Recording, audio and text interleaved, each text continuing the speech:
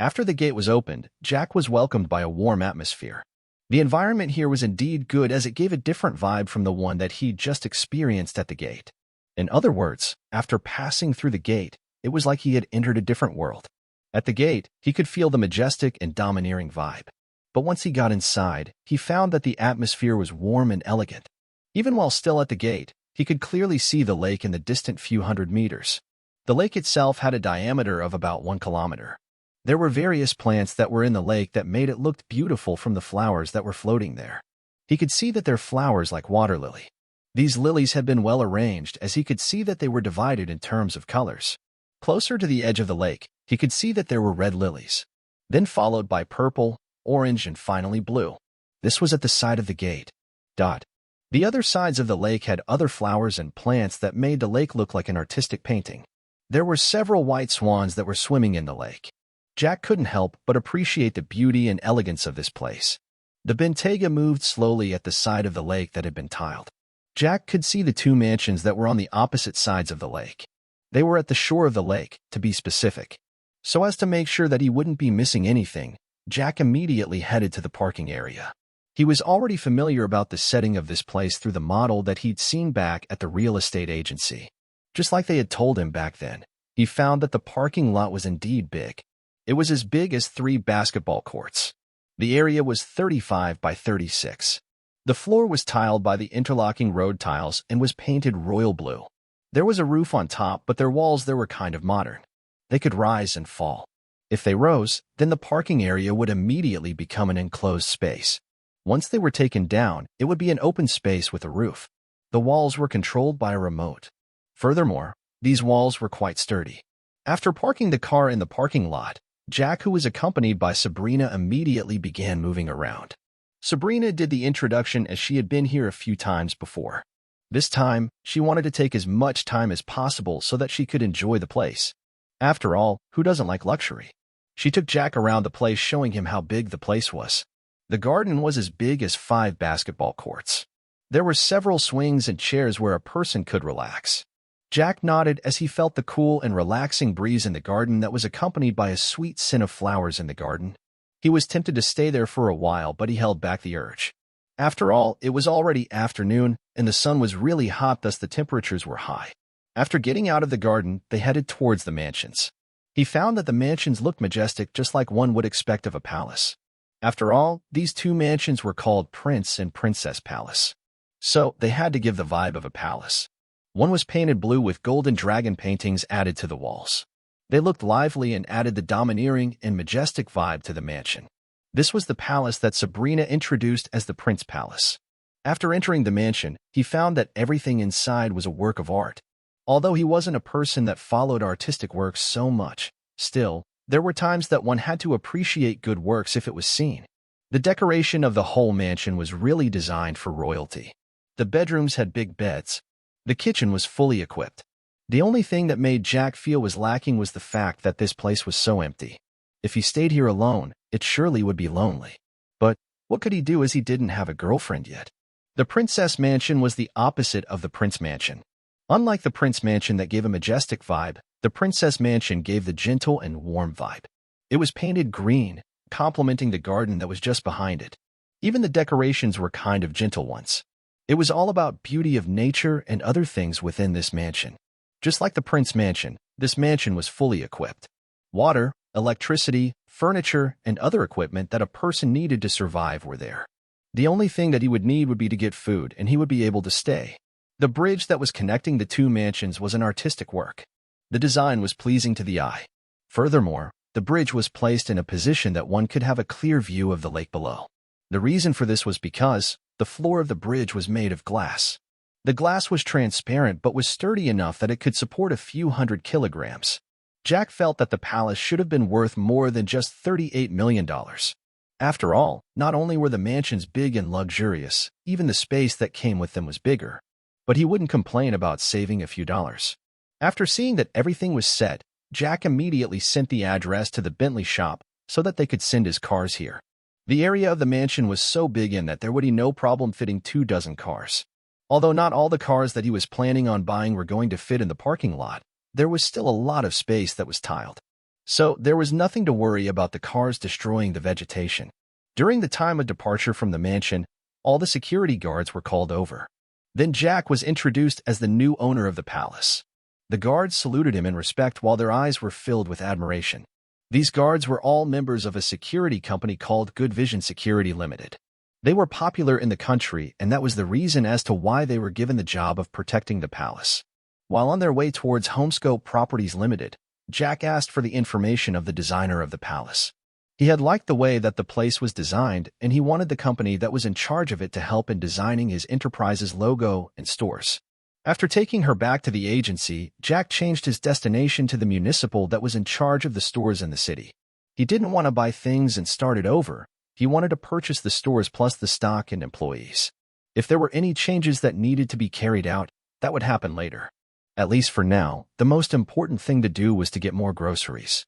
As he thought of this, he asked the system, "By the way, system, I don't want to believe that the grocery store hasn't yet earned $1.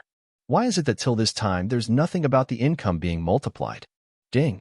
The income will be multiplied immediately if you're present. But if others are going to take care of the work for you, then the multiplication will happen at the end of the day, week, month, year, or trading period. Jack nodded. He then asked, "The store, at what period would the multiplication happen?" Ding. Since the store is still smaller than small, then the multiplication will happen at the end of the day as soon as the store is closed. If the stores that you're going to open get linked and that they share the same payment system, then things might change depending on circumstances. Jack was left speechless by the system once again. What was smaller than small again? After sighing, he decided to ignore that comment. Jack decided to wait for evening then. So, for now, he put his focus back to expanding his influence. He got to the municipal office that was in charge of business in the city and then inquired about acquiring the grocery stores. "You want to purchase the grocery stores?" The officer in charge of the purchase and sales of the stores in the city asked. They were inside the office. "Yes, if there are people that want to sell their grocery stores, then I would buy them. Then if there are those that can be asked to sell, I'm willing to pay a reasonable price. Of course, I'm going to take the stock together with the employees. The changes will happen according to my taste." Jack explained. "I get it. So, currently, in the entire city, there are about 14 grocery stores that are on sale. They still have stock, but not that much. The employees are still there too. So, would you like to rent the stores and buy the stock, or would you like to buy everything?" The man asked. "I want everything to be transferred to my name. That means that the store, the stock, and the employees. The logbooks and the past dealings of the stores should be left behind too, because I don't want the business to be influenced by the transfer." Jack replied, "If that's the case, then it will take some time for us to complete the procedures." The man said, "Is there any that can be completed today? If there's, then I'd like to prioritize them." Jack said after a moment of thought. Currently, those whose procedures can be completed on this day are 7. They're all located closer to the heart of the city but not the center. Their location is good for business, and there isn't that much competition. After looking through some documents, the man said, "So, how much would it cost to get the procedures done as fast as possible?" Jack asked. He was willing to spend to earn. The total cost of the stores together with the current stock would be at least $5,700,000. We will need to do further calculations according to what they have now," the man said as he looked through the records on the computer. "It doesn't matter. You help me complete the procedure with the amount that you've stated as the base price." Jack waved his hand. He had been moving around the whole day, and he wanted to get a rest. So he wanted to complete the procedures faster. "Immediately, Mr. Jack," the man replied before he began making a few calls. Jack decided to stay there and wait for all the procedures to be carried out. This was a government office. So the procedures that would have required a long time could be completed faster than if he went to private companies. After all, there were some processes that required an official's approval. Just like he had expected, the process only took slightly over an hour. During this hour, the only thing that Jack could do was to play with his phone. After all, he couldn't just stay idle for a whole hour. During this time, he had sent a text message to ask George about the delivery. He had said that the Cascadia Freightliner had arrived at the store and he was currently on his way to delivering the grocery products that Jack had paid for. Jack was now getting assured that in the evening today, he would get more than 10 million in terms of income. The previous day, he had gotten 1 million. That was considering the fact that there were no vegetables, which were the grocery's main specialty. That, together with the 7 that he was going to acquire at this time, there would be no issue in getting the 10 million. As he was still playing a game on his phone, he heard the sound of footsteps approaching. Before long, the door of the office was opened before Zach stepped inside. Zach was the one that was attending to Jack. "Is it done?" Jack asked. "Yes, Mr. Jack. Everything is done. The only procedure that's required would be your signature." Zach replied as he handed to Jack 7 different documents. Jack received them. He found that they were the agreement of ownership. There were also ownership certificates of the shops that he had just purchased. He had already given his details and the bank account number. So, the income that would be received on this day forth would be transferred to his account. After seeing that there was nothing wrong with the contracts, he immediately signed his name. Then, he gave his bank card. Zach immediately swiped the card and Jack entered the PIN to complete the transaction. Jack didn't blink when he was paying. The end price was a little lower than before as it seemed that the stock had reduced. The total cost was $5,580,000. This total was rounded up after a small 2% discount. Now, Jack's balance was $1,930,086. He then got up, ready to leave as he had already finished what had brought him here. "Mr. Jack, if I may be presumptuous a little bit, may I ask if you're a member of Alfonso family of Crystal City?" Zach asked when he saw that Jack was done. Jack was surprised by this question, but after a moment, he understood why that question had been asked. After all, although he was no longer a member of Alfonso family, he couldn't change some details on his birth certificate, driving license, nor in his ID. He could only continue using them as they were currently. So on his ID, Zach had seen that Jack's full name was Jack Alfonso. During the introduction, Jack only said that Zach could call him Jack, and he didn't mention his surname. That was why Zach decided to call him Mr. Jack, as a show of courtesy. According to what he knew, Jack was supposed to be called Mr. Alfonso. But since Jack didn't seem to want to use the name, then Zach couldn't force it. "Not really," Jack replied before exiting the office. "Oh, I see," Zach said, more to himself than Jack. Since Jack said that he wasn't a member of Alfonso family from Crystal City, then it might be another Alfonso family. After getting out of the office, Jack wanted to visit the shops and see the changes that would need to happen. But upon seeing that it was already close to 5 in the evening, he decided that he would be visiting the stores the following morning.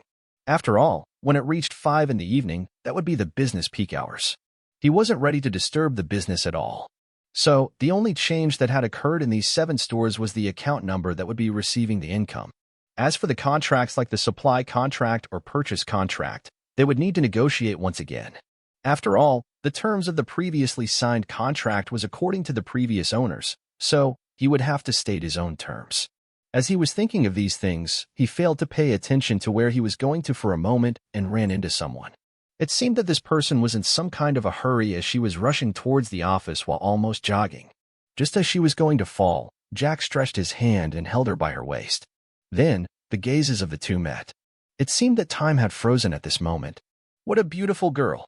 Jack thought to himself as he stared at the emerald green eyes that were staring at him in both confusion and surprise. The face with a thin layer of makeup of the girl in his hands was like a well-carved sculpture. Big eyes, long eyelashes, small nose, thin red lips, an oval chin, long black hair that was shining in from the reflection of the lightning in the building. In terms of beauty rating, she would be rated at 98. This was a great beauty. For some strange reason, Jack's heart that had never been moved began beating in a strange rhythm. There was a kind of special feeling that was attracting him to this girl. And for some reason, he didn't hate the feeling but strangely wanted to embrace it. What a handsome man! The girl exclaimed in her mind. She was having something urgent to take care of in this government office.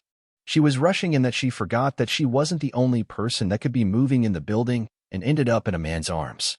After a moment of confusion, she focused her gaze at his blue eyes that were staring at her with some kind of emotion that she couldn't read. The handsome face, well-curved cheekbones, sharp eyebrows, the determined and stubborn aura, the special silver hair. This made the man that was holding her look like a handsome work of art. She was drowned in the eyes that were staring at her and that she forgot to get out of his hands. She could feel his strong hands wrapped around her waist. If this was another time, she would have definitely slapped him for touching her. But this time, she was lost and had lost her composure. And to make it worse, for the first time since she could remember, she was feeling shy. This was exactly against what she was during a normal situation or when facing other men. Ahem. At this time, a gentle cough woke the two out of their daze. The two then separated from each other, but their eyes still stared into the other's eyes. Seeing that the two were still staring at each other, the lady that had just coughed spoke, "Madam, we're getting late." "Oh." Only then did the lady snap out of it as she threw Jack a last glance and left with her personal assistant. Jack also got back to his senses at this times. He then stared as the lady left. Although there were two of them, for some reason, he could only see one. As she left, in her female official business suit, her bold and confident steps gave the vibe of a boss lady. Jack stared at her till she disappeared from his vision. It was only then that he came back to his thoughts of what he was supposed to do. As he walked out of the government building, he thought to himself, "That's really strange. This strange feeling, I don't know why she gave me this somehow familiar feeling. But I guess I can forget about it for now. If we meet in the future, I'll see what this is all about." He got into his Bentayga and drove towards one of the grocery stores. He wanted to purchase some foodstuffs so that he could get food in the mansion. He was going to spend the night there after all. In about 10 minutes, he arrived in front of a grocery store. It was called Comest Grocers. It was far bigger than Alfic's grocery store that Jack had bought the previous day. Jack didn't come here for business. He entered the store alongside the customers that had began increasing in number as it was time for people to get back from home. He picked rice, flour, eggs, sugar, salt, a kilogram of beef, garlic, pepper, tomatoes, and other things. The good thing about this store was the fact that it was like a mini supermarket that dealt with grocery products. There were shopping baskets that Jack used to carry all the things that he'd chosen. He then went to the counter to make the payment. He could see that there were 3 counters where the payment could be done. This was truly a bigger scale as compared to Alfic's, so the income had to be higher. When it was his turn, Jack immediately paid for his products. None of the workers here knew that he was the boss, so they never gave him any special treatment. But overall, Jack could see that the service quality here was good enough. He paid via his card as he had no cash on him. It cost him $2,700. He had bought a good number of things here. They were packed in a bag. He was just about to leave the store when his phone rang.